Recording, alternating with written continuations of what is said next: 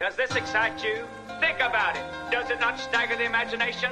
No builder on earth can conceive any structure to compare to the mansions above. Won't that be something when you go to live in your own mansion? There'll be no concern about paying for it. It's already taken care of. There'll be no worry of being moved out of it. It will be yours forever. I got shot. Ah, the murder was heinous. The bullet went in my eyeball and out my anus. And I was hit, that was it. On the spot, flash. I woke up in a parking lot. And I'm sitting in a 64 wine piece. With shaggy dope written on the car keys. I look around, I can't believe that it's possible. I'm dead and I made it to the carnival. I walked in, it's everything I dreamed of. Everybody in their mama got called love. Japanese, Lebanese, and Chinese, Portuguese, and Southwest ghetto cheese. Hanging out with redneck truck drivers. Instead of always giving each other pile drivers. I see my old homie, he died in the drag. Chilling with two bitches. What up, shit? And he passed me a blunt like a tree trunk. I tried to hit it, but couldn't even fuck with it. In a dick, I always been afraid to die, but I ain't never going back to wonder why. We all gon' die, but I'm not gon' fry. Even though most never try, I'm not gon' let this pass me by. No, we all gon' die, but I'm not gon' fry. Even though most never try, I'm not gon' let this pass me by. I wasn't born first, they threw me in a shit pile. I dealt with it and lived there for a while. I got pissed on and beat down, mutilated and tossed out a dead clown. Next thing you know, I'm chilling at the big top. Free money and mad bitches non-stop.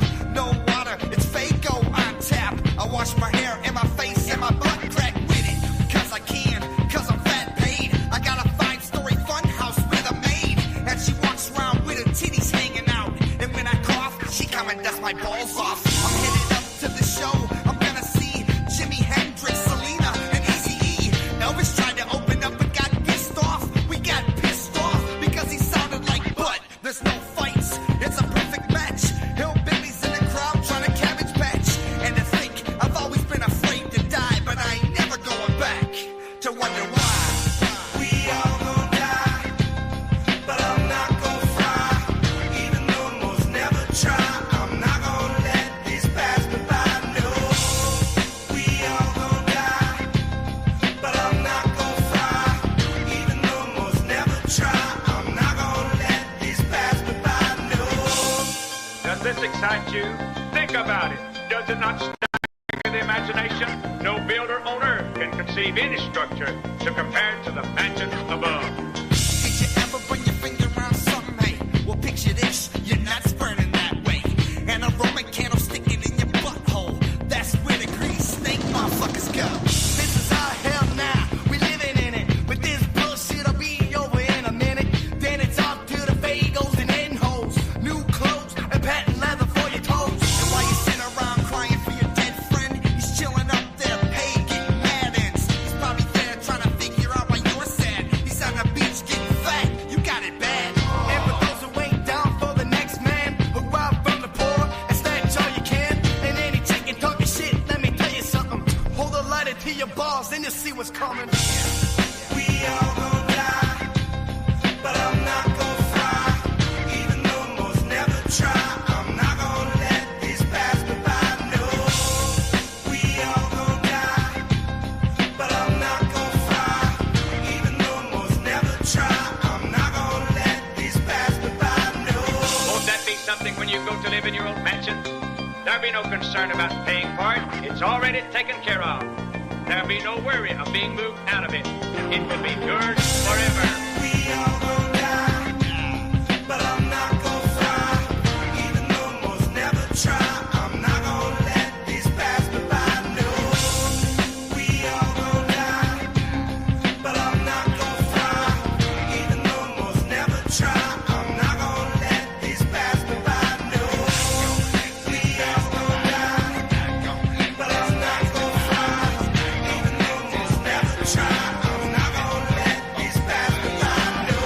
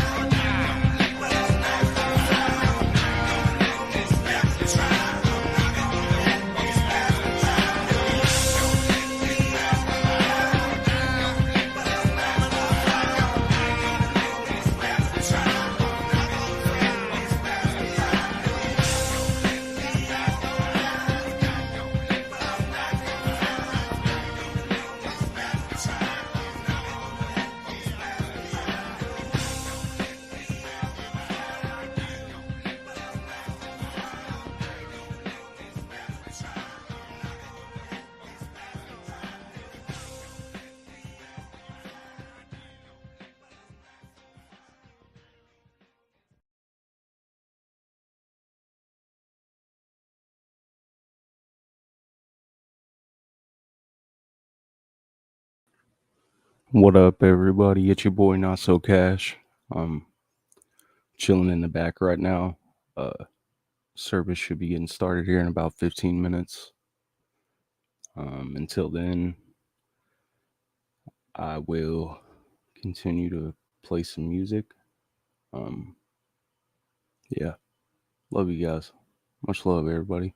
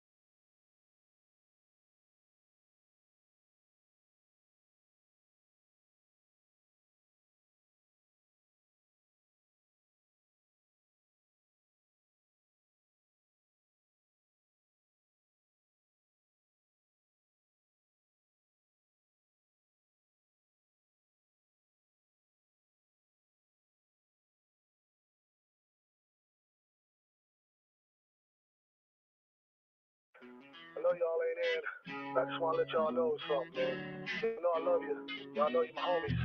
And, alright, we'll talk later. Peace.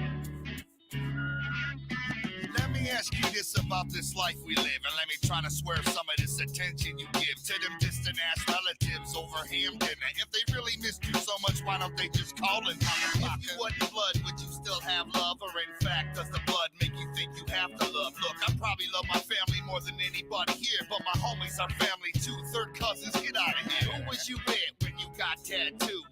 Who was you tripping with when you did them mushrooms? And who the fuck threw up over your car and then felt worse than you about the shit in the morning? Who loaned you money, homie? Who owes you cash? Who taught you how to use the bond for the grass? I don't know much, but I gotta assume that when you hit your first net, your homies was in you talking about homies, homies. Homies, homies. Homies, homies.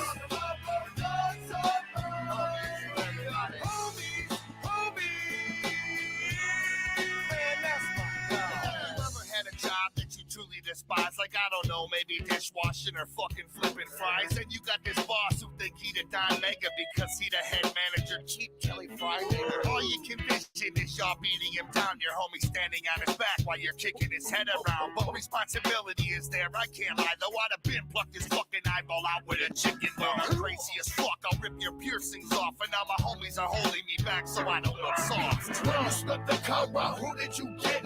And when you got color, who'd you blame this shit? Who can you relax around and scratch your balls? Homies, I talk about like you and yours. Homies, homies. Homies, homies. Everybody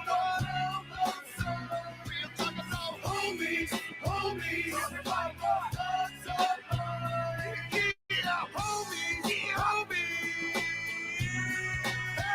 Y'all like that you can fuck on. Keep it in your grip. You know, like that you can fuck on. Girl, with the baby like crazy. Me and my homies stay tight like a noose, and if one of us, you better step to the whole crew. I never knew that I could depend, that I can have some friends that's down to the very end. Well, that's my homeboys, excuse me, my family. And when we conquer the world, we macking on the galaxy. Cause sky's the limit and we ain't finished. And if my homies gon' ride, then you know I'm with it. Puff it and pass it and I give it to my homies, y'all. Hit it and quit it, then I give it to my homies, y'all. I got the world around my finger with my homies, y'all. And everything is obsolete unless I hear my homies call. We worldwide, we're homies across the planet, sticking together like zippers on a Michael Jackson Peter Jackson. They got my back like a tap for that, I love y'all. Hanging till we old and gray like grandpa. Homies, homies. Homies, homies. Homies, homies.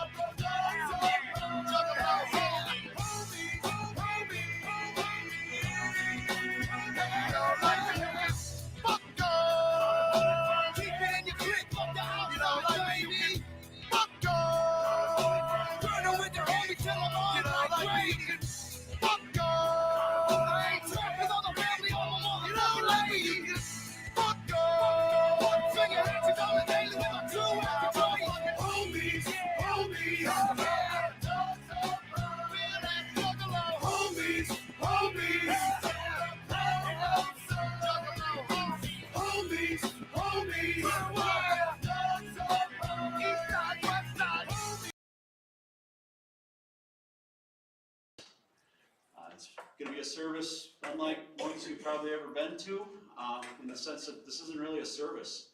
We're going to listen to some music. I want you guys to tell some stories. Just talk about how Sam touched you guys' lives. Clearly, I mean, hell, you filled a room at age 33 with how many of you people from all across the country. This is amazing to see. Each of you guys have some different story of how Sam touched your life. And don't think you should be ashamed. You know, just say what you got to say. Speak to Sam, speak to the family, however you guys want to say it. It's your day, just to share those good memories, whatever it might be. If you're not comfortable coming up to the mic, just raise a hand and I'm going to come to you. I'll bring the mic to you. It is live stream, but still, I want you guys to tell the story the way you want it said. And throughout the service, we're going to listen to some songs that family wants played that just say something about Sam. So with that, I'm going to open the floor up. You guys tell Sam's story, okay? Thank you very much for being here.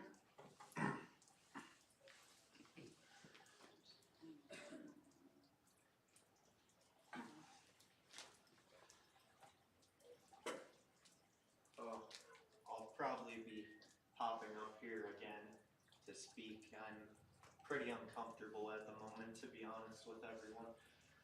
But I want to thank everyone for being here. I really think Sam would have appreciated this. It's nice to see how many people cared about him and to hear the stories, meet new people that I've never even seen before. It's kind of an intense experience, you know. I'm not good with public speaking by any means, especially not under stress, but I feel a deep appreciation that I don't know if I've ever really felt in my life before. I'm thankful for each and every one of you.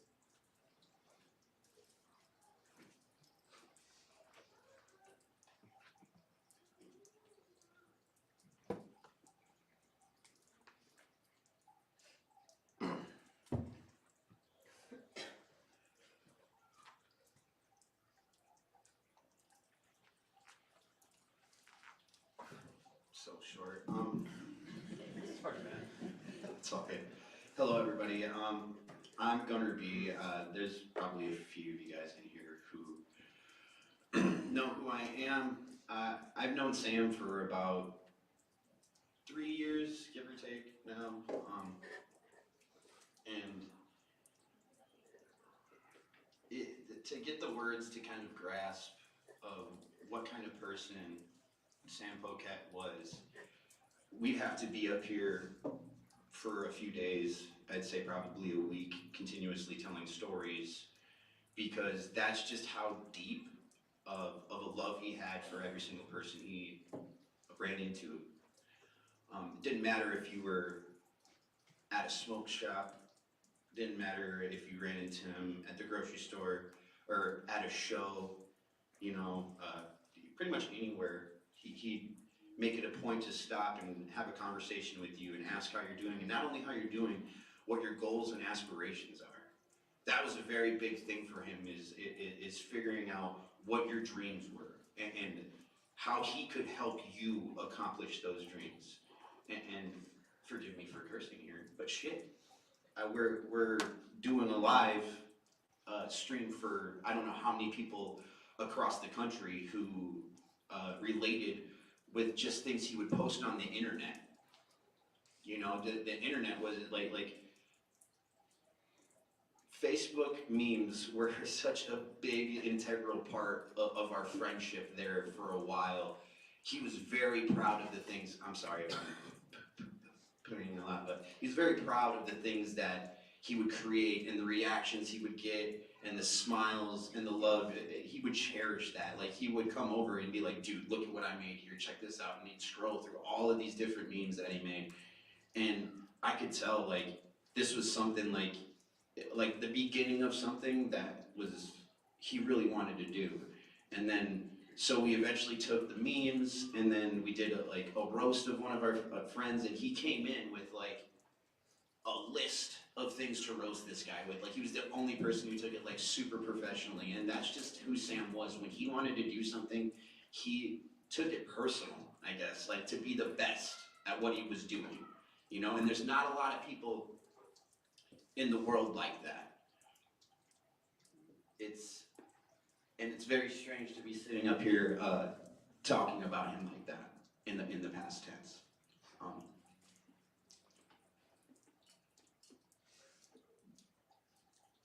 I would say I don't know what I'm gonna do, but that's not an option because he would want us to continue whatever ventures we had. You know, he had a lot of, I don't know how to say it, I guess that's the only way to say it. He had a lot of fingers in the pies, you know what I mean? He had a lot of, I guess you could say sponsorships for a lot of people that he believed in. And I ran into a lot of people in the Juggalo community who are kind of lost right now. And this is for anybody who is tuning in. I don't know if you guys can hear us. I hear we had a little bit of audio problems, but don't stop. I don't know if we have people in here who he had ventures with, who he was helping like big time with. Don't end those ventures.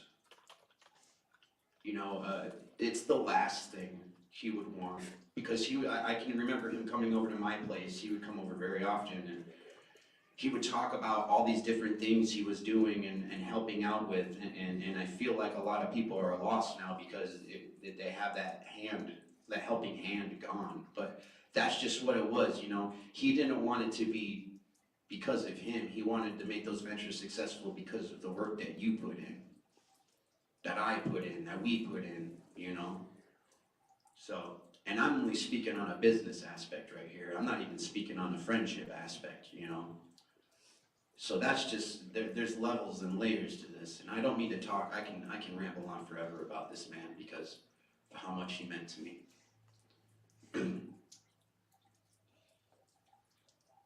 All I know is there was one thing from these people that we work with. They're quite a they're a bigger live streaming company that gave us a helping hand. I don't know, they rated us out one day and gave us like 100 viewers, and we got like 400 subscribers off them. And I remember Sam being so stoked about this and being absolutely excited about this. And the producer Joe, when he found out about this, I told him we were going to be doing a funeral here, and I wanted to summarize just a little bit of what he said. Sam was very eager to be successful. And you can't really find that eagerness in people. You find like anger and frustration and like, why can't I do this? Why can't I break through here? You know, and anytime we had those struggles, he was the first person to suggest this, or look at it this way, more of a positive way, and then we can get through that. So Joe wanted to say that he's quite the businessman, unlike anybody he's ever really met that was a little bit of a smaller community. And I think that speaks volumes to the way he was raised and how he committed himself to making people around him better, you know. So as I said, I'll be up here all day telling stories, but for this in a nutshell, I know we got Cash over here tuned in. I know we got Lee over here, you know. From all of our team, because he was with us every single day podcasting and stuff like that, we miss him, and it feels like there's an empty hole, not within our podcasting community, but within the Juggalo community. And for those of you guys who don't know about what being a Juggalo is, it's about family. It's about protecting those who you love and doing whatever you can to make your environment better. And Sam, Pokey made his environment better. And we're gonna miss you, dude. We're gonna miss you, man. And thank you everybody for coming out. I love you.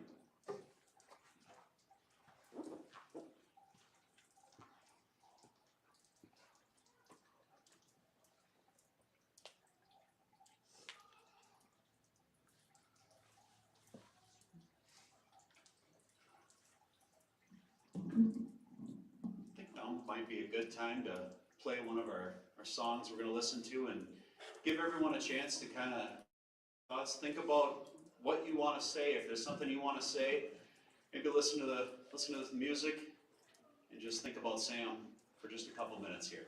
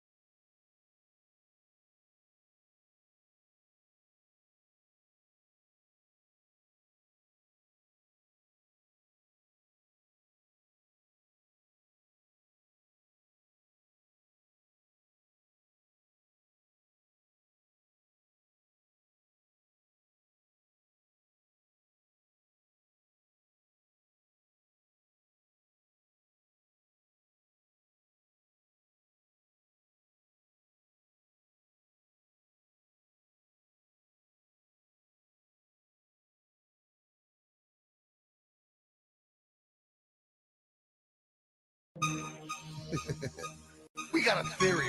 You see, Mike, we got a theory about magic and miracles. That's right. That's right. If magic is all we've ever known, then it's easy to miss what really goes on. But I've seen miracles in every way, and I see miracles every day. Oceans spanning beyond my sight, and a million stars way above them at night. You don't have to be high to look in the sky and know that's a miracle open wide. Look at the mountains, trees, the seven seas, and everything chilling underwater, please. Hot lava, snow, rain and fog, long necked giraffes and pet cats and dogs. And I've seen 85,000 people all in one room together as equal. Pure magic is the birth of my kids. I've seen shit that'll shock your eyelids. The sun and the moon and even Mars, the Milky Way of fucking shooting stars, UFOs, a river flows, plant a little seed and nature grows. Niagara Falls and the pyramids, everything you believed in as kids. Fucking rainbows, after it rains, there's enough miracles here to blow your brains. I fed a fish to a pelican at Frisco Bay. It tried to eat my cell phone, he ran away. And music is magic, pure and clean. You can feel it and hear it, but it can't be seen. It can't be seen. Music is all magic. You can't even hold it. Do you notice and recognize miracles? It's just there in the air. Are you a believer in miracles? Pure motherfucking magic, right? This shit'll blow your motherfucking mind. Music is a lot like love. It's all a feeling, and it fills the room from the floor to the ceiling. I see miracles all around me. Stop and look around, it's all astounding. Water, fire, air, and dirt. Fucking magnets, how do they work? And I don't want to talk to a scientist. Y'all motherfuckers lying and getting me pissed. Solar eclipse and vicious weather, 15,000 juggalos together. And I love my mom for giving me this time on this planet. Take nothing for granted. I seen a caterpillar turn into a butterfly. Miracles ain't nothing to lie. Shaggy's little boys look just like Shaggy, and my little boy looks just like Daddy. Miracles each and everywhere you look, and nobody has to stay where they put. This world is yours for you to explore. It's nothing but miracles beyond your doors. The Dark Carnival is your invitation to witness that without explanation. Take a look at this fine creation and enjoy it better with appreciation. Crows, ghosts, the midnight coast, the wonders of the world, mysteries the most. Just open your mind and it ain't no way to ignore the miracles of every day. And that's real, and that's real. Magic everywhere in this bitch. Do you notice and recognize miracles? It's all around you, you don't even know it. Are you a believer in shit's crazy? Do you notice and recognize miracles? So many miracles, the magic miracles. Are you a believer in miracles? Make time for the miracles. Notice and recognize miracles. So many miracles, the magic miracles.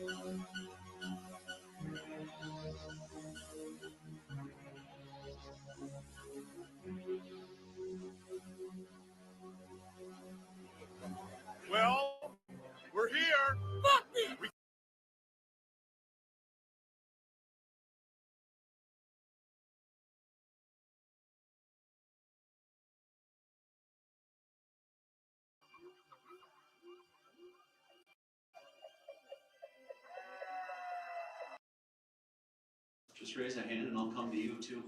So if there's anyone that, like I said, just wants to say how Sam touched your life or changed your life.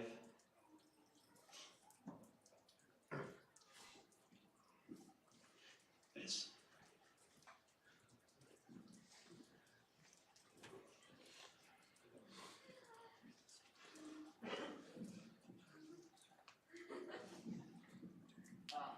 Hello, I knew Sam for a very, very long time.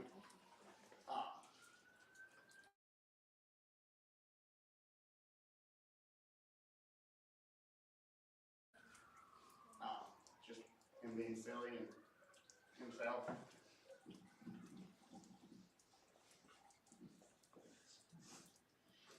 I'm Pam. I knew Sam for about 5 years, and I'm one of the ones he had those ventures with. And Sam was just always my cheerleader. He was always there to encourage me when I got frustrated or got down. He helped me through a really hard time in my personal life as well. And just, man, I'm just a better person for knowing him. And I'm real sad that he's gone. in the front.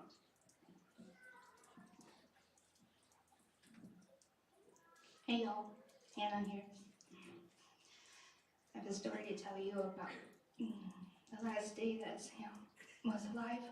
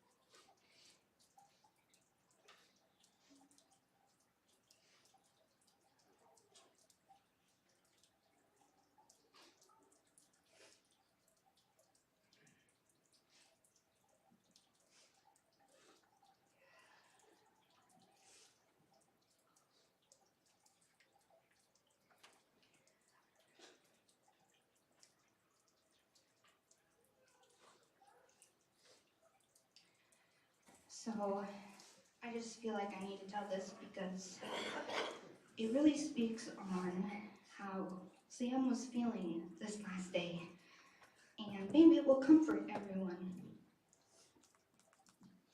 On this last day, he, had a great day with his family, and I know that because I got the chance to interact with him. You might want to know why. Well, I took their family photos that day, and some of their photos you might see up here in the front, and I'm very thankful that we were able to get this done on that day because we had rescheduled quite a few times, but you know how sometimes things just work out how they're supposed to.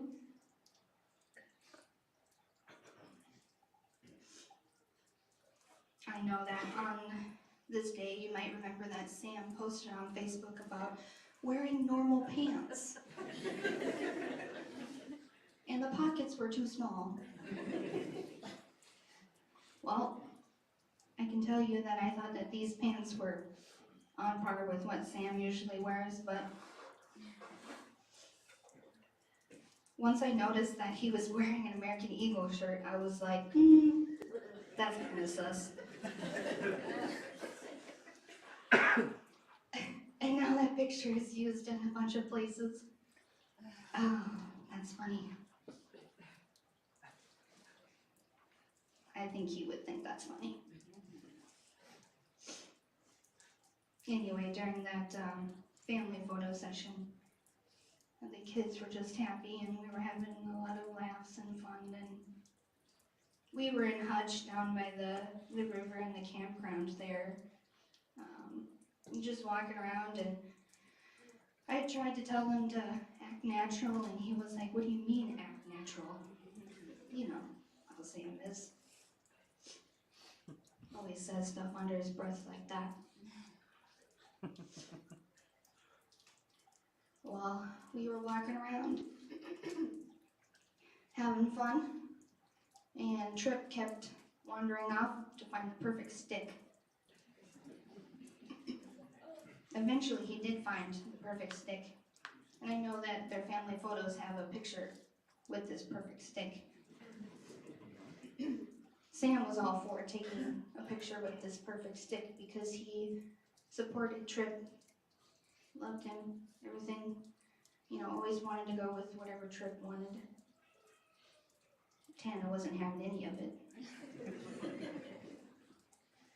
But she did it anyway, or I got the picture anyway. I thought it was a funny moment, as us photographers usually do. We take pictures of the moments that might not be perfect, because they usually end up being the best ones. During walking around here, or around the family session in the park and whatnot, you know, we were smelling food at the end of it, and Sam was convinced that he was smelling chicken. He was really hungry. But overall, in great mood. Having spent time with his family, I know that they eventually went out and got food and had an awesome evening together.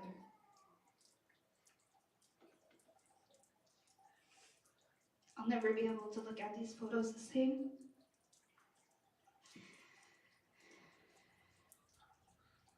Much less photography.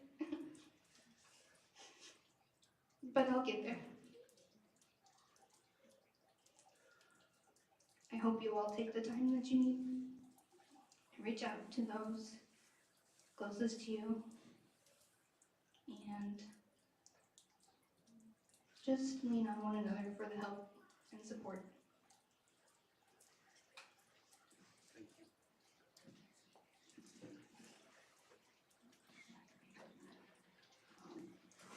I have more that I want to talk about.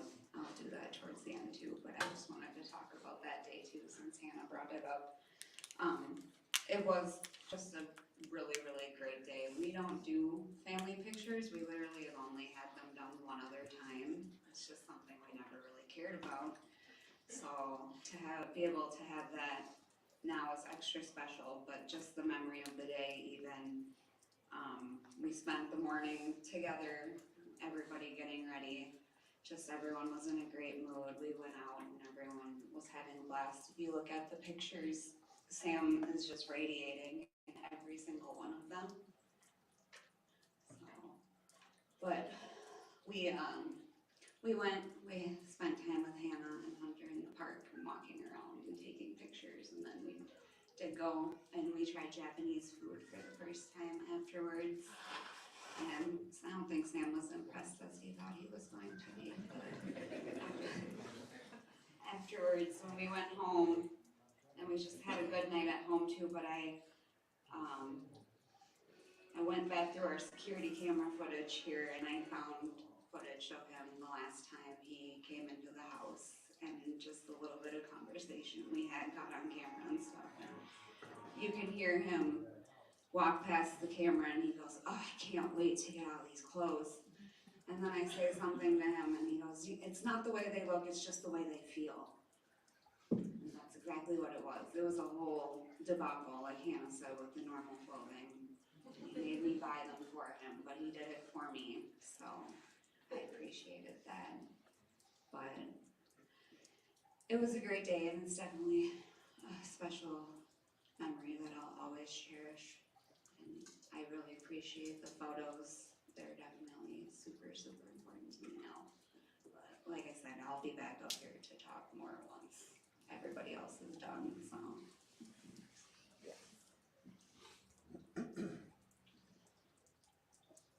Who's got the craziest story with Sam? Oh man, are you sure about that? Oh, let's open it up.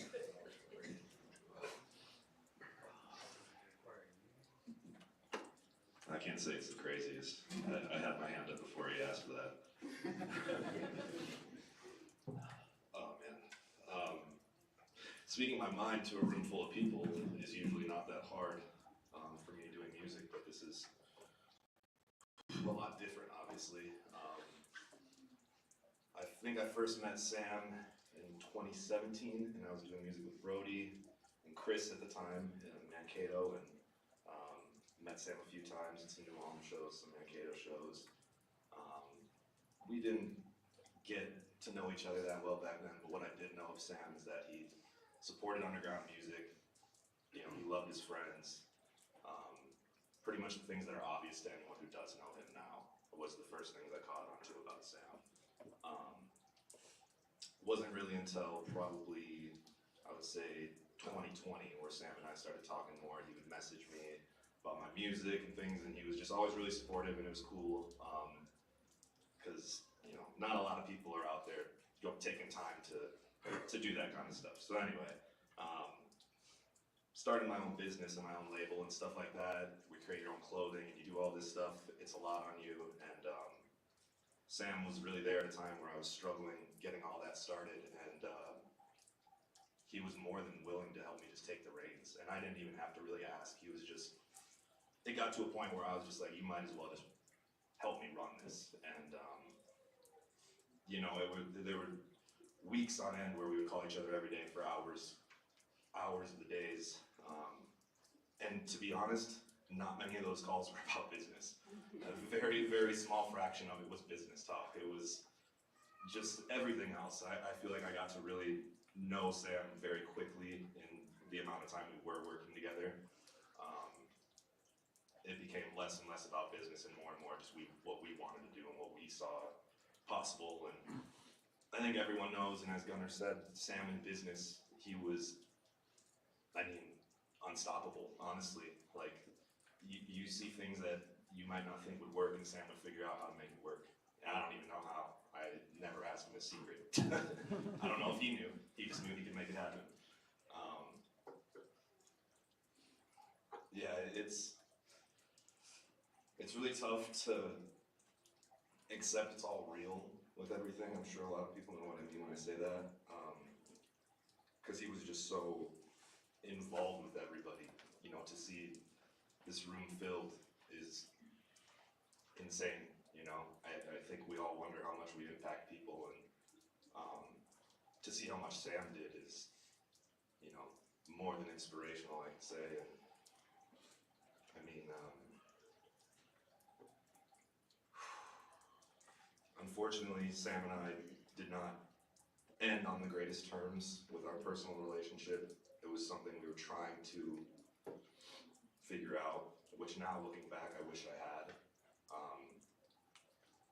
And I know that the only reason that I'm really staying held together through everything is because I know Sam forgave it, and I do too, obviously, at this point. And before that, even we texted and we'd said, you know, we wanted this to be figured out. And either way, the reason I bring all that up is because I just want to say, if anybody has, you know, you have issues with your brother, your family, your friend, whatever, if it's not anything worth, you know, never speaking to him ever again about, figure it out.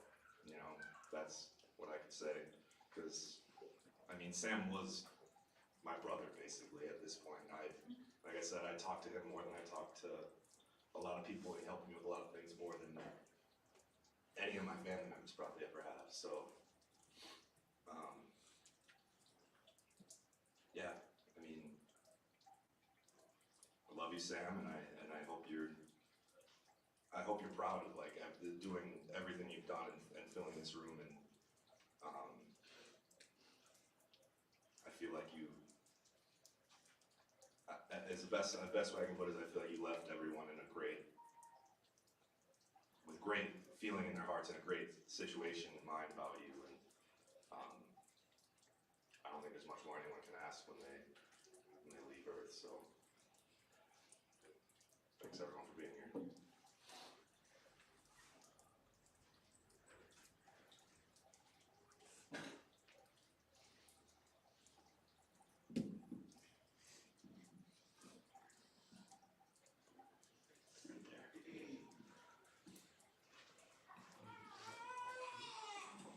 Just want to thank everyone for coming. I don't know if anyone knows who I am, but I'm Tana's best friend, and I'm only Tana's best friend because of Sam. I met Sam in high school. He was a grade above me, if I remember correctly. My maiden name is Blunt, so my name was Allison Blunt, and as you can imagine, but he started in high school and followed me until I got married, and then my husband even wanted to hyphenate our name because of it. So, did not do that, mind you. I just want to say that I have seen many different sides of Sam, many growths, and many great things that he achieved without even really telling anyone. And as hard as this is for everyone, just know that he was happy. And if you ever get a chance to really look at those family photos that my sister took, look at all the different smiles that he has in them, because there are multiple. And if you knew him, you would know what those smiles were. And I would also like you to take a look at the way that he looked at his family in those photos, because it really did showcase who he was to them. And I just want to, again, thank everyone for coming, because it's really important to us and to Tana and to everyone else. So I hope we all can get through this, and if anyone wants to reach out, we can do that. I have many memories I can't even begin to count at this point. From our 21st birthdays, our 30th, 18th even, if mind you, we've been through a lot. And I'm going to continue to be there for the three of them so that he knows that I am not going to let them go. So, thanks.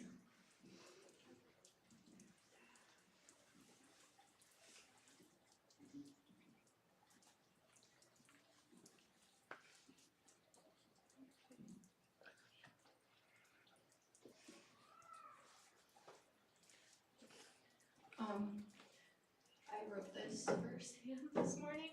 I'm going to try to get through it. First, I'm going to do a night report. Okay. Hey, Pokey. The day you passed away feels like a blur. It was hard to even breathe without thinking of you first.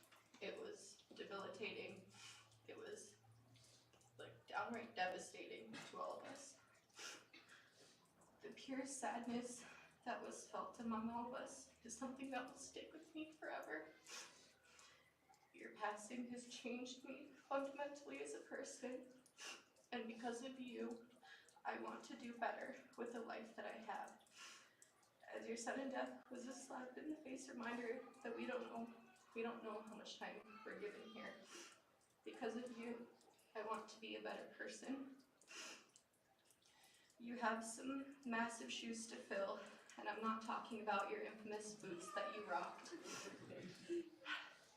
We will try to keep up with all of your online parasocial beefs, but it's hard to live up to the meme god. We will do everything going forward with you in mind. Sort of a what would Pokey do type motto. Always do what we can to help those around us in need, and be there for our friends and family, and just be all around a good person. You were an amazing friend, Sam.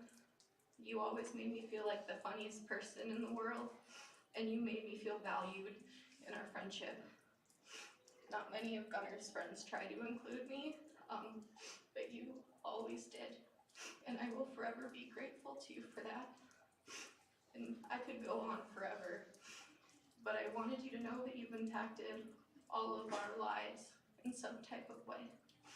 The little Sam seeds that you've planted within all of our hearts will continue to grow and blossom, and we will all take care to nurture that fun, loving, caring, amazing side of all of us. Whoop whoop, Sam.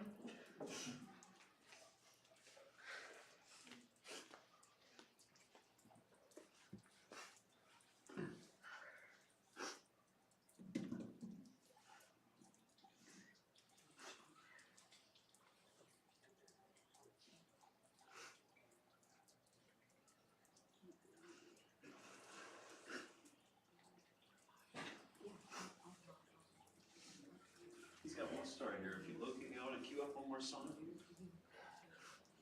All right, it took me a little bit to compose myself on this one. Man, first time I met Sam was back in 1995. Childhood friend. Longest brother I've ever had. Sorry, it's just really hard. Never know when those forks in the road hit. It's been a long time since I've even been back in this area, so a lot of faces have changed. Glad these guys, last time I know I saw you guys was at my wedding. I was really happy you guys could make it. So, some of the stories. I remember growing up with him on the farm when he lived with his grandma. And man, I can't tell you how many times we'd be low crawling in the fields and our imaginary adventures. It's a good thing that never stopped with him through his life, you know. I remember having the Yu-Gi-Oh cards. You'd have Yu-Gi-Oh duels on the gravel roads, slinging dirt in the go-kart, running through the woods and finding what tree we could climb the highest we could and see if we could get to break and fall down. I mean, there was so many. We were kind of reckless back then when we look back and think about it. I remember the times when we were hanging out in Gaylord, traveling down the roads. I remember the one time we got I think 6 trikes. We had pink bandanas on, just kind of rolling around like cool kids kind of deal. You know, it was just a constant adventure with that guy, you know.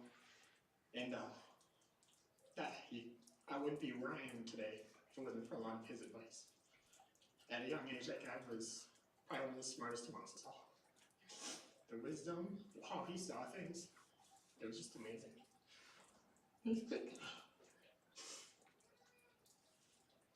There's so many times where we just lay in the grass.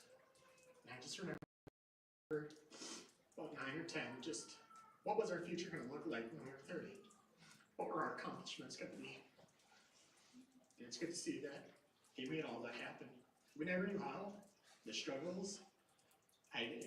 There's so much that happened in just the first 18 years of his life. You know, I remember the day when we first met Tam. All started with, I was kind of myself going through some hard time. He's like, hey, you know, I got some new friends I've met, and let's go to the party. And it was at the bonfire, you know. I'll never forget how happy that guy was the next morning. And then just being able to see that relationship blossom to this day, the beautiful kids you guys have, you know. That's some of the stories, some of the quick stories. One thing I'll never forget though, it stuck with me. I'm starting to do it with my own kids. He had Beanie Babies. He had a lot of them when we were growing up. And we called it Beanie Baby Wars. And we would stitch up little clothes. He had his little black monkey. And we bought these letter openers, they were shaped with swords and stuff. And just the imagination that guy had. You know, we pretend they're climbing up mountains, and it was like a Lord of the Rings show in our heads almost. You know, throwing fireballs, and it was a good time. That stuck with us for many, many years. So it's just good to hear, seeing all the stories, all the people he's impacted, especially in the time that we've been kind of absent a little bit, that none of that stuff stopped. I think a lot of us, when we get older, we forget that innocence we had back then. You know? So it's just good to see that man never lost it 33 years. So that's all I got.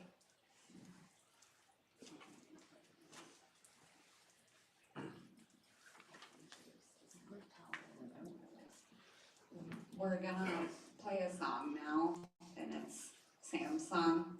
It's him rhyming on it. He made it. I don't know if everybody knows, he was in school. We have his degree here. He got his associate's degree in liberal arts from St. Cloud Tech, and then he did one semester at MSU in Mankato, but then he decided to open the smoke shop. He always planned to eventually go back and, you know, explore more with music there. So for one of his classes, he had to make a song, and this is it. It's called Boomin' Pokey.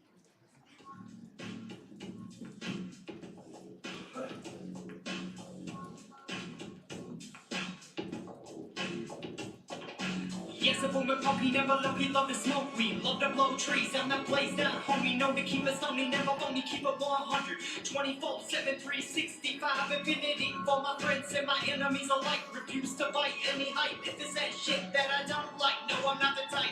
Some of these cats say like a camp, only camps that I do is the kinds that you chew. I don't act, I'm authentic, the real deal. My vibe is viral and contagious, feel it in your body from your head to your toes. Like some good coke up in your nose, I got your froze like the ketamine. Your favorite D-list, almost celebrity. I've been smoking heavily till I'm up at 70. Still out doing felonies. Blow your mind like you was a motherfucking Kennedy. With my wicked juggalo tendencies. Ecstasy, chase with the Hennessy. Yes, I got the recipe. Why the piggy stressing me? Probably need some meds in me. Was the only remedy. So I'm pumping through the floors like I was a choo-choo. Smoke more than your whole crew do. Running trades on Mary Jane. Make a bitch fall in love. Puff until I'm numb in the brain like Novocaine. Injected with no dentist. I'm a motherfucking honest in your ear. Playing bad seeds, gonna give you bad dreams. Booming pokey music full of bass beats. Leave you hooked like nicotine mixed with dope. Pure China for your aerosol. Booming pokey gonna make you believe in miracles. Booming pokey, yes I know, yes I find the change. My baby's no stays every time I let you wait and drink all the grape juice.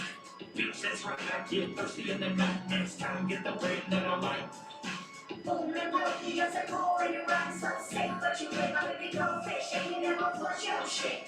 What the fuck about it? Quit pouting on that snack cabinet. That's the overcrowded plus, girl, I left the salty. So what the fuck you mean I'm being selfish? Ain't worth your fucking shellfish or some neck. I'm on to the next. Cause booming pokey ain't taking no disrespect. I'm the rebel with the cause, never lost. Don't pause, always on the creep. Stay making noise, yelling fuck your sleep. I'm more concerned with how the fuck I'm supposed to eat. A carnivore motherfucker, anything on me.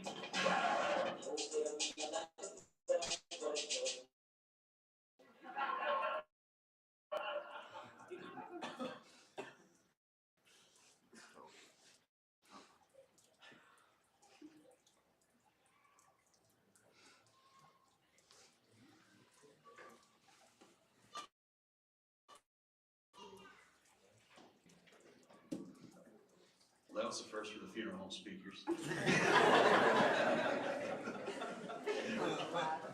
was awesome. Anyone else have a story? Way in the back.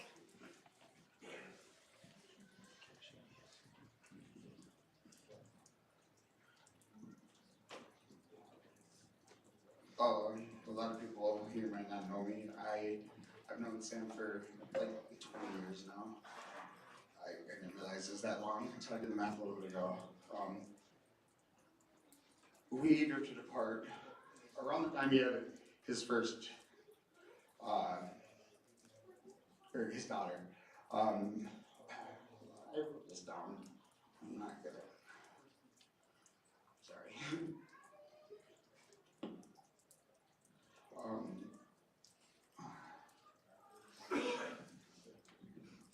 Sam was one of my best friends growing up. He was someone who felt like a brother to me. We shared countless nights staying up, diving into deep conversations. I remember when we spent like 2 whole days discussing everything about science. For no, like complex stuff that he was one of the smartest guys I knew. Sam and I, we were there for even times after we drifted apart.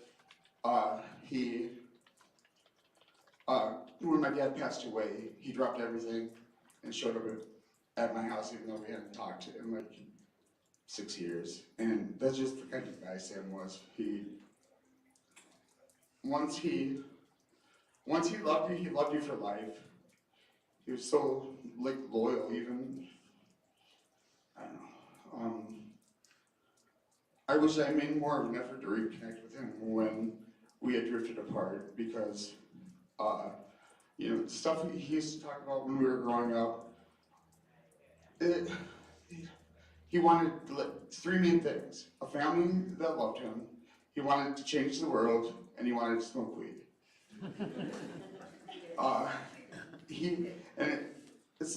Before he died, it seemed like he had gotten everything he wanted in life.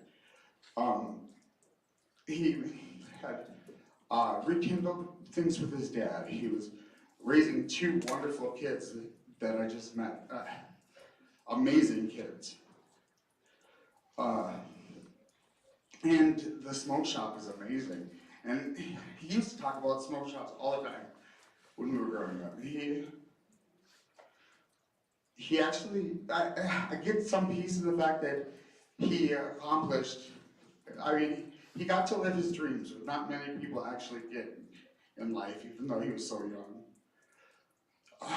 I just wish I would have had a chance to know this Sam.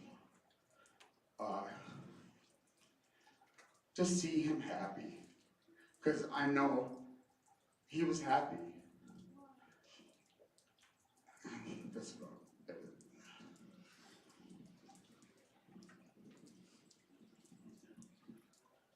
Still in the back here. All right, so I've known Sam for about 17 years. We weren't always on the best terms. There's actually been a lot of times where Sam and I were throat to throat with each other. But one thing he never stopped doing was loving me for who I was. Sam and I were at our lowest together, but we also came together and got sober at the exact same time. And we stayed sober. The one thing that killed us more than anything. My fondest memory is Tana trying to wake Sam up for getting JC off to school so he could watch Trip right after he was born, but he wouldn't wake up. So Tana brought me Trip, and I put him in a laundry basket with a pillow. And she got home and she just left. So Sam, you know how we all feel, but Tana, he would not be who he was today if it was not for you. Cody and I would not be who we are today if it wasn't for Sam. And I would not be who I am today if you weren't part of that either. I'm so sorry this has happened to all of you. And we love you all.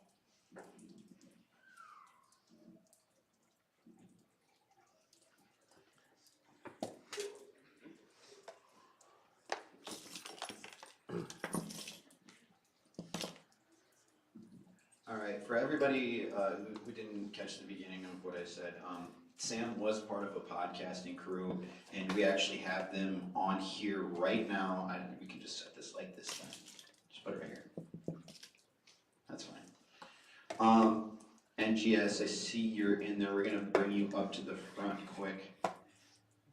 You wanna do that, Cash? Bring him on. Right, What's up, everybody? Hey guys, hello, Cash. Should I say something real quick? Sorry, I know you just brought me on. If I can, I only knew Pokey for a short amount of time. Sorry, I'm Natawis. Some of you know me by NGS. My name's Natawis. In the short amount of time that I did know Pokey, he certainly proved himself to be a true friend.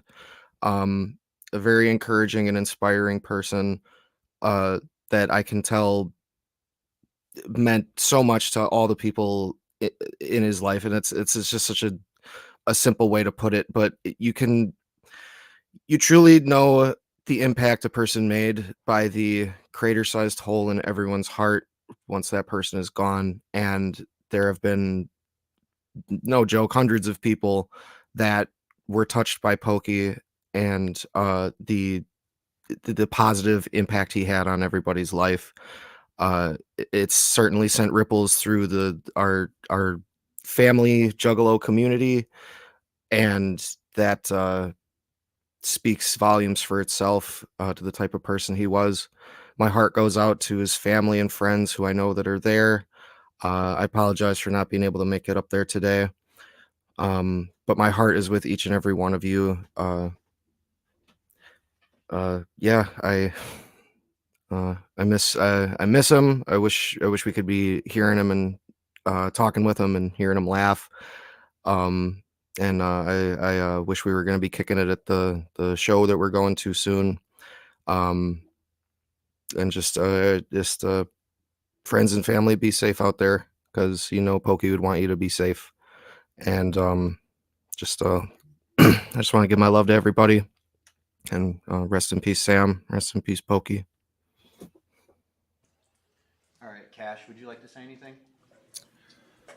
Yeah, I'll say something really quick. I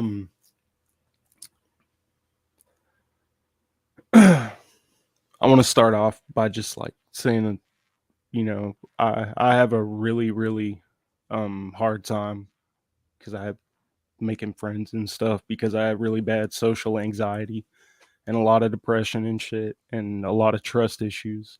And Pokey was helping me overcome a lot of that.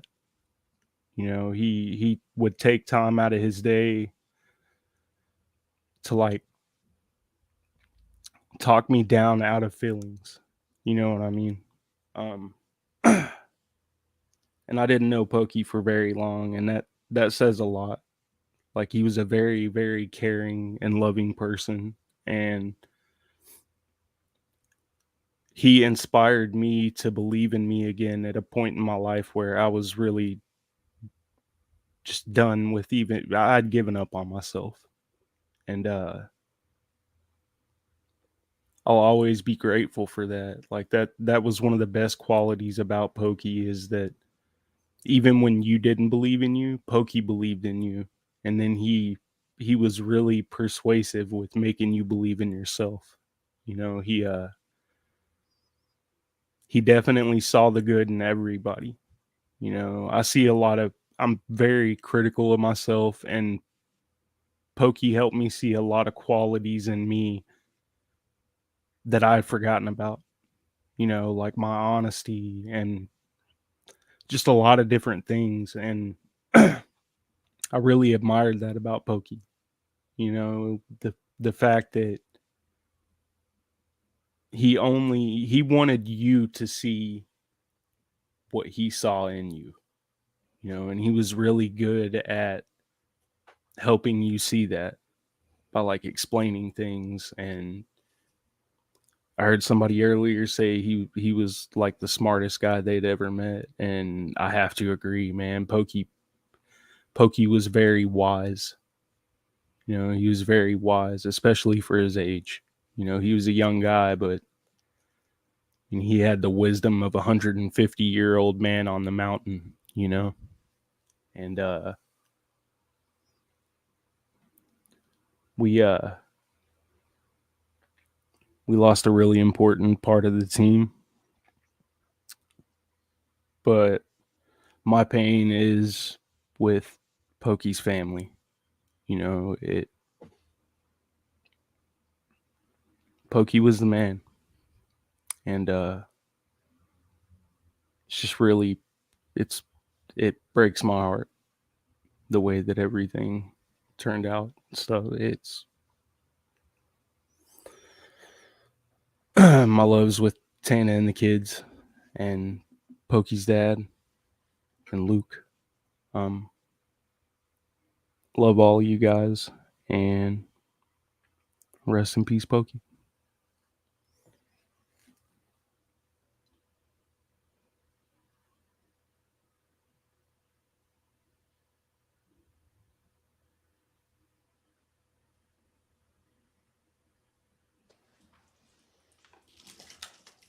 Anyone else have a memory, story?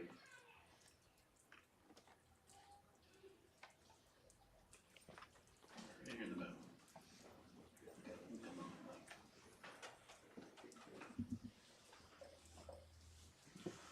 All right, guys, I'm gonna put the screen back up.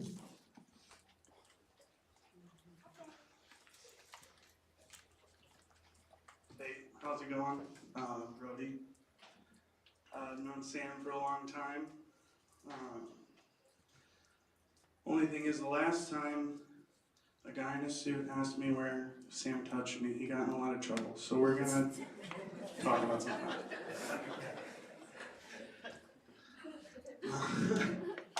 He would have thought that was very funny. No, I've known Sam for a really long time, and I knew him through his KFC era. it's kind of when we got close. I'd pretty much come over every day after work and just hang out. Him, Tana, and the kids. That was always a lot of fun. I was an assistant manager, he was the general manager, so we spent a lot of time there together, just us, in the morning. And one thing is we used to watch Supernatural. I don't know if anyone in here knows that show, but there's so many mornings that we would just be yelling Sam and Dean back to each other because that's what they do in the show. They just go, Sam! Dean! All morning. That's all we could do. You know. But I'm also a musician, and when I first started making music and stuff, actually taking it seriously was kind of during that era of like working at KFC and stuff. And Sam, being the general manager, he, I think, favored me a little bit more than other people, especially when it came to the schedule, because he was very lenient. If I had last minute shows, he would do anything in his power to make sure I could be there. And his second priority was making sure he could be there. But worst case scenarios, he'd work for me. And me and Zach here spent a lot of time with Sam working on music, working on my first album, which Sam actually recorded a verse for it. So I do have that. But he was just always very supportive. I remember I threw a show in New Ulm and I didn't know what to do as far as food and everything like that. And he ordered extra stuff at work and we made Taco Bell tacos for food at the show. And Sam was back there heating it up and serving everybody. And he was just very supportive. He would always do anything he needed to do to make sure his people were good, and his people were fed. And I'm surely gonna miss him. And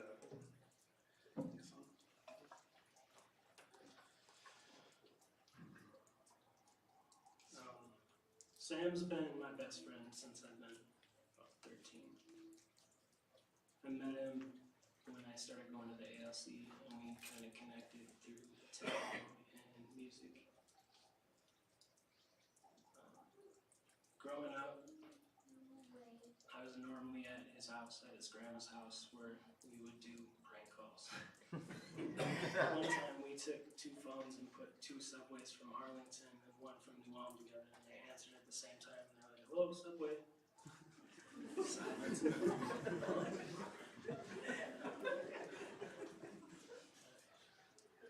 Growing up, I recall me and Sam getting into trouble at separate times. And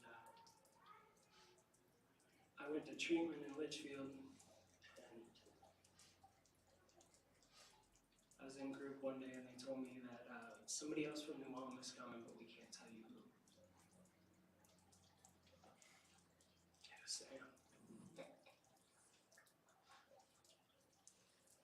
Sam went back to the juvenile detention and somebody had told him where I was getting sent. So Sam convinced the Rule 34 assessor to put him in Litchfield treatment.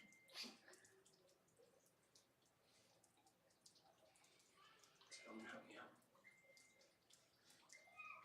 That's how I've always defined Sam as a friend. He would literally do anything for anybody. He would give the clothes off his back for somebody. Sam's my fucking brother. I'm gonna miss him.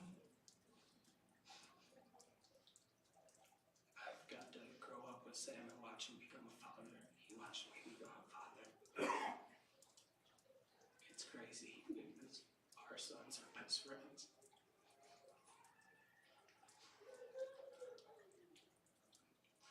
I always thought that him and I would get to watch our sons grow up to be best friends like we were with each other.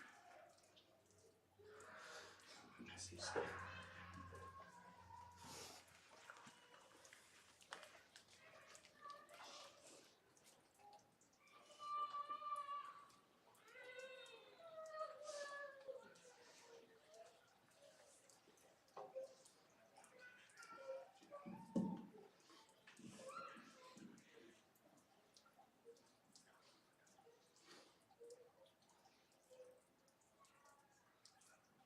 Does anyone else have a few words to share here before? Tana, did you have something you wanted to kind of end with, or Luke, you got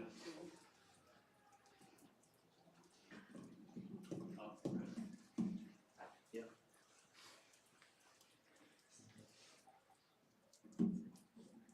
So I wrote a speech about what Sam meant to me. This man was a role model and best friend that turned into a brother for life. He taught me so many important lessons.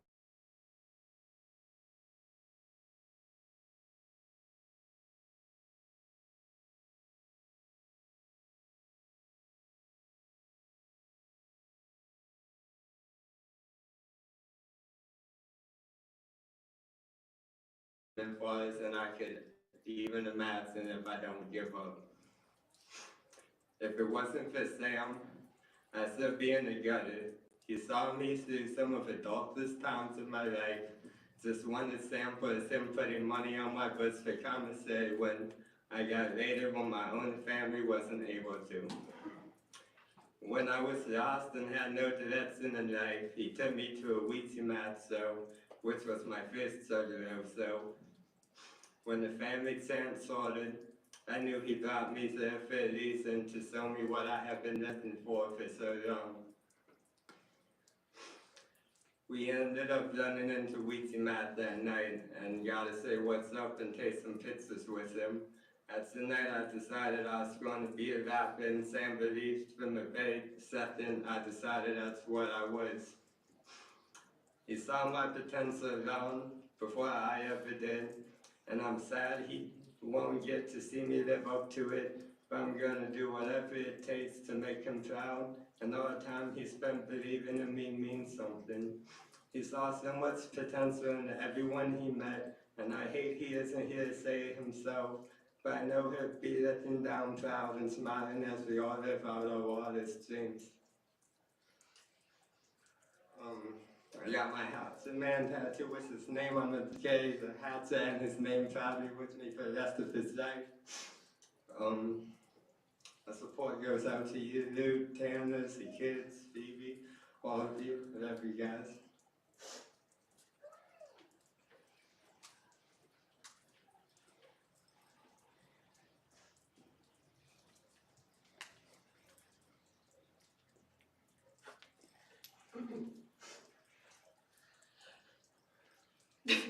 I've been trying to compose myself this whole time, so bear with me, guys.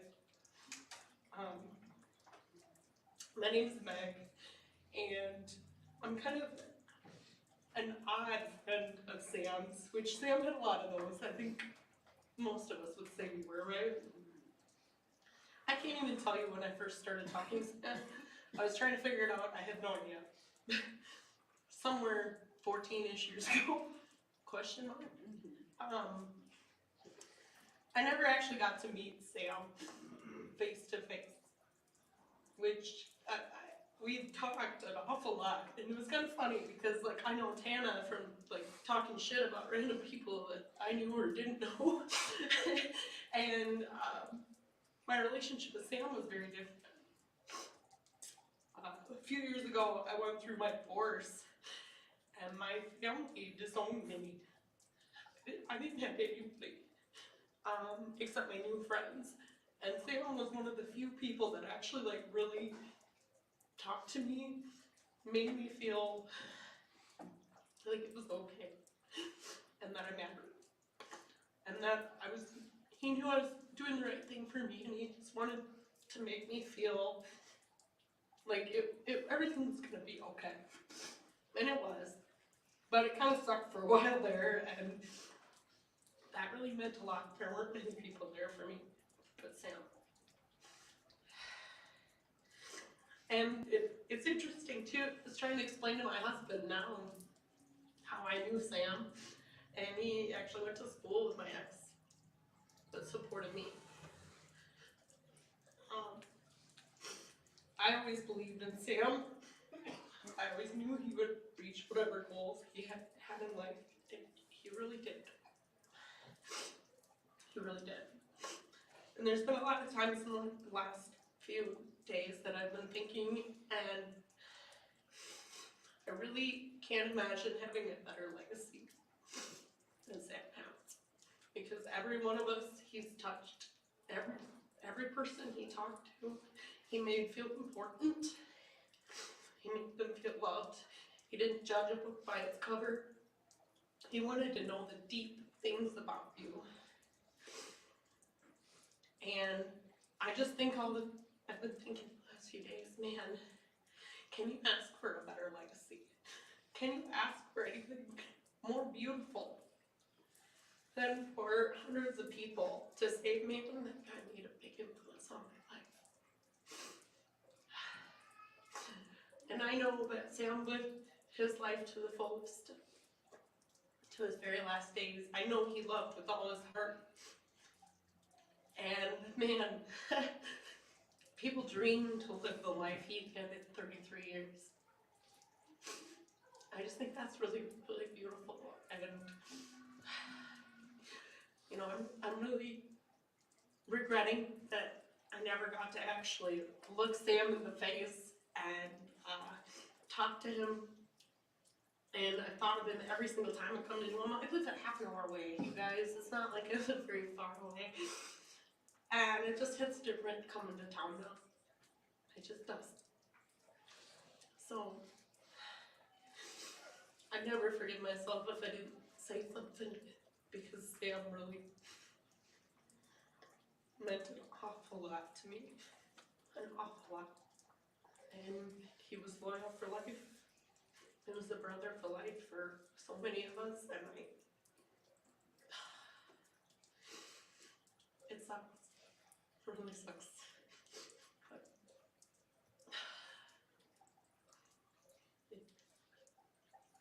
it was an honor to know Sam. It was an honor to have him in my life. And I'm just grateful to be here today. Thank you.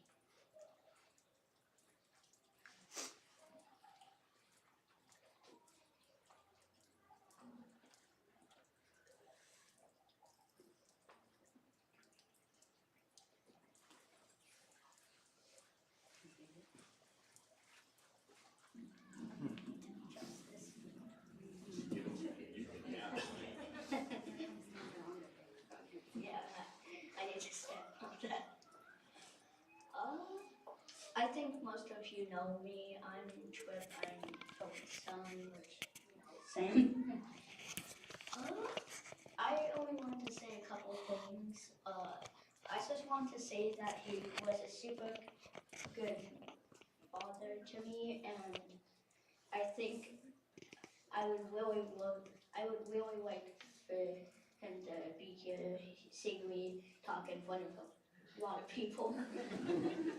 Sorry about that, I can't really finish my sentence, I'm thinking this all up right now.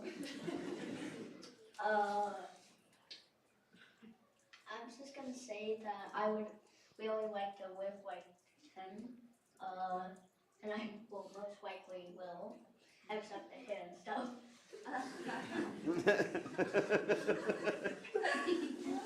He would be upset if you said that, by the way. Most likely. Yeah. I'm just gonna say, I think a lot of you would really like to live like him, and that's most likely why.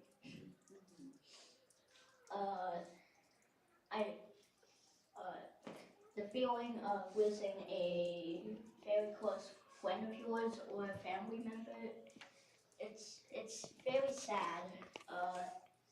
Some of my other friends have experienced this, like, really. That's almost all I have to say, except, I'm just gonna say that I know if he was in front of this entire crowd of people, he would be saying like a lot of stuff, like saying like how he loves to be friends with all of you, and family members and all that stuff, yada yada. So I'm now gonna pass it on to my uncle.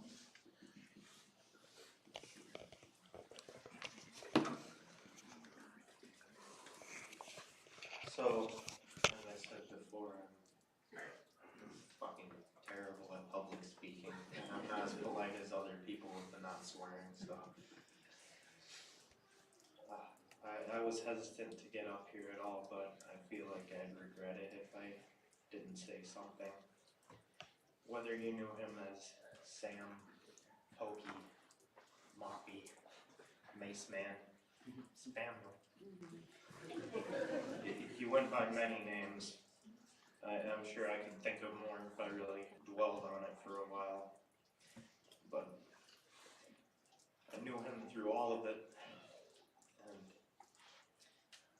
losing somebody that you had the entirety of your life, it hurts.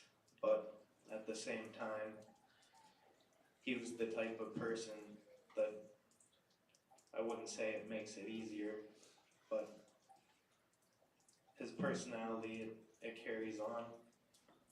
It makes it simpler in a way. Like you know that you're supposed to keep going. Like you know that shit will be okay in whatever sense of the word.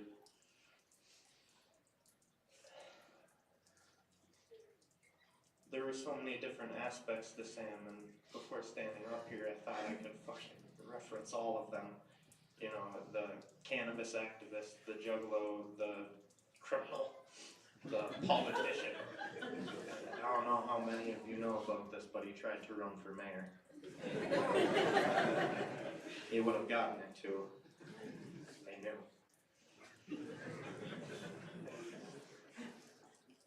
But hearing all these different perspectives of him, for me, it brings me back to either my childhood or as recently as a year ago, because I knew him through all of these times and by all of these names.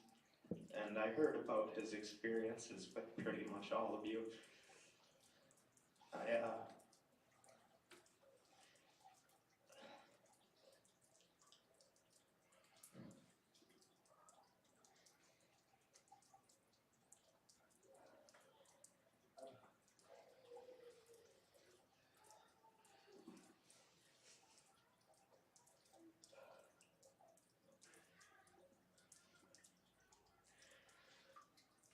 I suppose all I really need to put out through all of this is that through all of it, he was always the same person. Sam and everybody were molded by our experiences in life. Our personalities are shaped by our interactions with others. But I still get the feeling he would have always been him. Whatever happened throughout any of it, he was always Sam. And I truly feel this loss more than any other.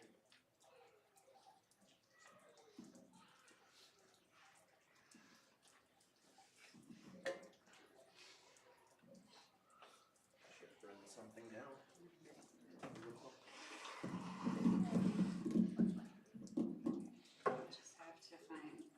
I just made like a little bullet print list because Forcing you to end on that. and my brain's a mess, so I knew I wouldn't be able to think of everything I want to talk about.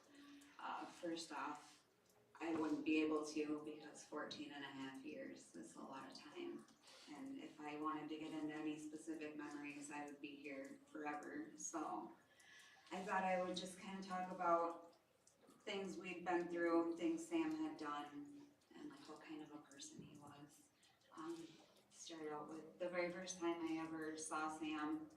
I was 16 years old, and me and my friends were doing what teenagers do, and we wanted to get weed. And so they said, I know a guy in Arlington, so we went over to Arlington, and I pulled up to his house, and he was standing outside. And that was the first time I ever laid eyes on him, and of course my first thought was, oh, he's cute.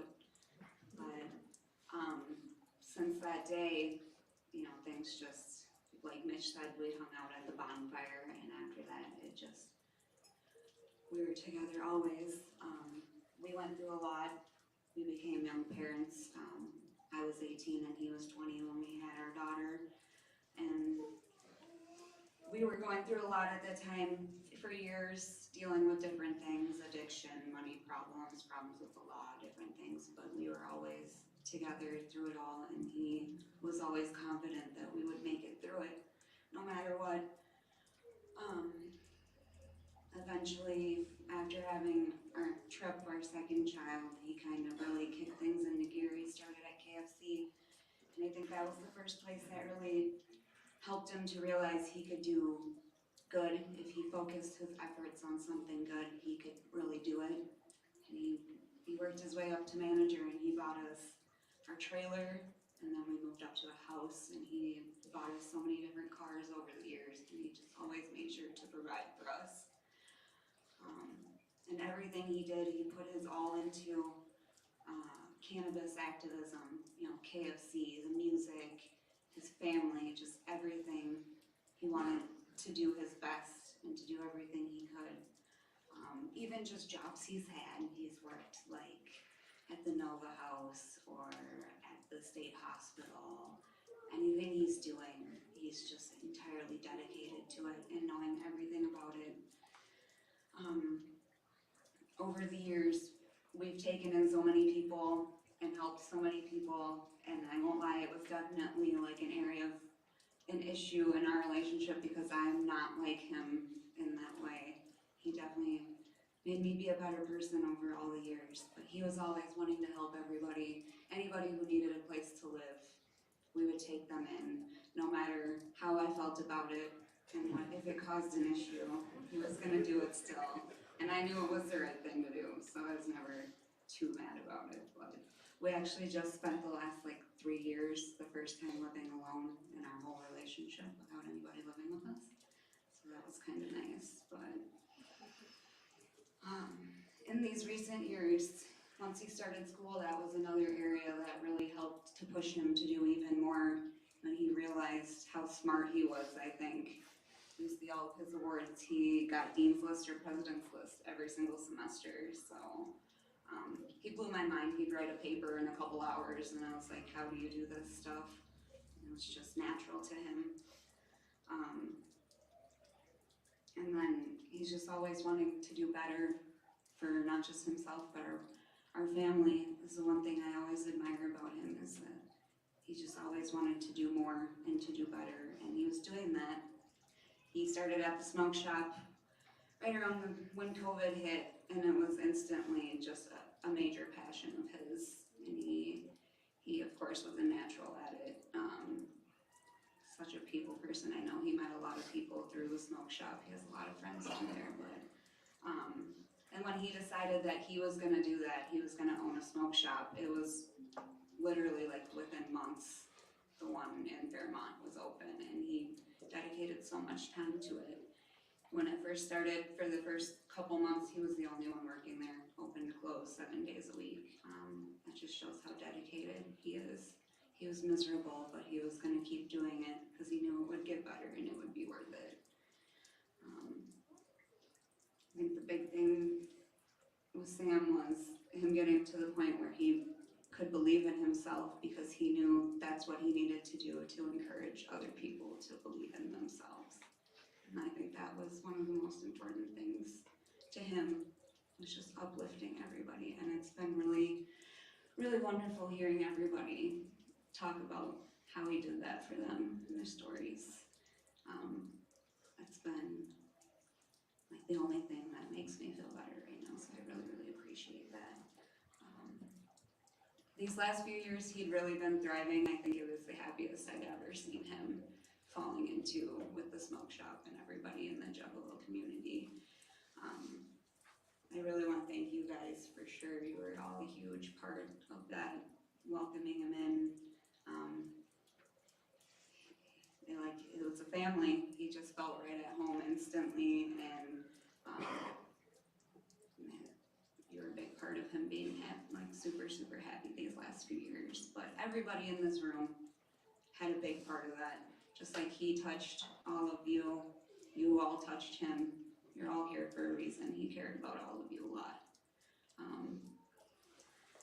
Yeah, I just want to say thank you guys again. I really appreciate you all coming and being here for me. Thank you.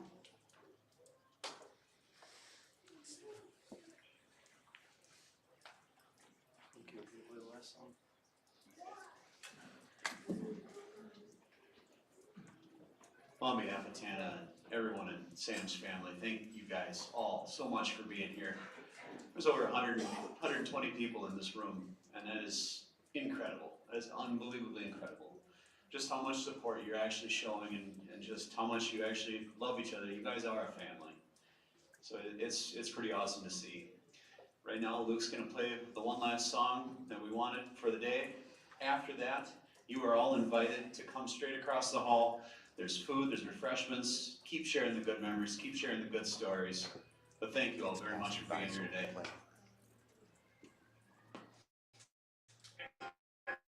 CV structure to prepare for the mansions above. Won't that be something when you go to live in your own mansion? There'll be no concern about paying for it. It's already taken care of. There'll be no worry of being moved out of it. It will be yours forever. I got shot. The murder was heinous. The bullet went in my eyeball and out my anus. And I was hit, that was it. On the spot, flash. I woke up in a broken night. In the 64 one piece. We said it was written on the car keys. I looked around, I can't believe that it's possible. I'm dead and I made it to the carnival. I walked in, it's everything I dreamed of. Everybody in their mouth got called up. Japanese, Lebanese, and Chinese, Portuguese, and Southwest kettle cheese. Hanging out with redneck truck drivers instead of always giving each other pile drivers. I see my old homie, he died in a drag, chilling with two bitches. And he passed me a gun like a tree trunk. I tried to hit it, but couldn't even fuck with it. In a day, I always been afraid to die, but I ain't never going back to what it was. We all gonna die, but I'm not gonna fly. Even though most never try, I'm not gonna let this pass me by. No, we all gonna die, but I'm not gonna fly. Even though most never try, I'm not gonna let this pass me by. No, first they threw me in a shit pile. I dealt with it and lived there for a while. I got this time, and beat down, mutilated and tossed out a dead clown. Next thing you know, I'm chilling at the big top. Free money and bad bitches non-stop. No water, it's Fago on tap. I wash my hair and my face and my butt crack with it. Cause I can, cause I'm that paid. I got a 5-story farmhouse with a maid. And she walks around with her titties hanging out. And when I cough, she come and dust my balls off. I'm headed to the show, I'm gonna see Jimi Hendrix, Selena, and Eazy-E. Elvis trying to open up and got pissed off. We got pissed off because he sounded like Bud. There's no fights, it's a perfect match. Hillbillies in the crowd trying to cabbage patch. And it's like, I've always been afraid to die, but I ain't never going back to running wild. We all gonna die, but I'm not gonna fly. Even though most never try, I'm not gonna let this pass me by. No, we all gonna die, but I'm not gonna fly. Even though most never try, I'm not gonna let this pass me by. No. Does this excite you? Think about it. Does it not stagger the imagination? No builder on earth can perceive any structure to prepare for the mansions above. Did you ever put your finger around something? Well, picture this, your nuts burning that way. And a Roman candle sticking in your butthole. That's where the grease snake motherfuckers go. This is our hell now, we living in it. But this bullshit will be over in a minute. Then it's off to the bagels and in-holes. New clothes and patent leather for your toes. Why you sitting around crying for your dead friend? He's chilling up there, hey, getting mad at us. He's probably there trying to think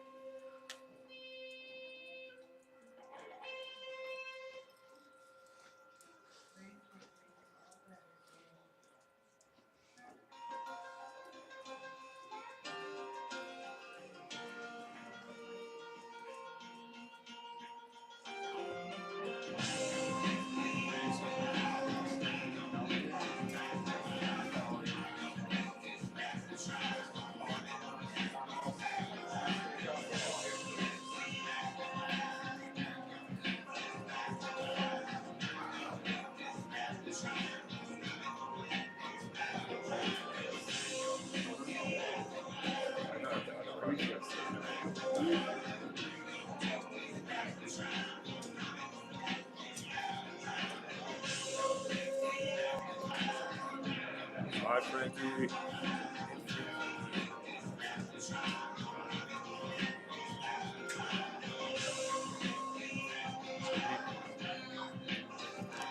right, thank you everybody for tuning into the celebration of life for Pokey. It means a lot to us that you guys have came together as a community, and thank you to the family for letting us do this for the community. Because if there's one thing that's for sure, we lost a real one. Hey, look at Potato. Look, we got a Potato in the building. You want to come say hi to the stream quick, Potato? What's up? Hey, everybody, come say hi to my buddy. This is Potato. You gotta crouch down because you're a little bit short. I used to work with him. This is my bro right here. I just wanted to say thank you everybody for tuning in. We appreciate all the love, all the donations.